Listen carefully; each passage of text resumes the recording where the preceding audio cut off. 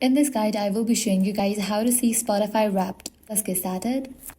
Spotify has introduced a new weekly roundup feature that lets you see your top artists and top tracks every week, almost like a mini version of Spotify Wrapped. To check out that, you'll need to click on the profile icon given at the top left. Now select the option Listing Stats. Over here, you're gonna find the top artist and top song of the week. If you scroll down, you'll also see the same stats for previous weeks. So this is a mini version of Spotify Wrapped, but if you want to view the Spotify Wrapped for 2026, you'll need to head back to the homepage. Here you're gonna find different sections as popular artists, albums and singles, radio and so on. Once the Wrapped for 2026 is available, you're gonna find it over here. But make sure your app is up to date.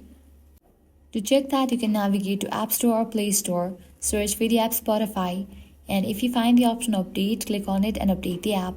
And that's it. This is how you can easily see Spotify Wrapped for 2026. If this guide helped you out, do not forget to like, share and subscribe. Thanks for watching.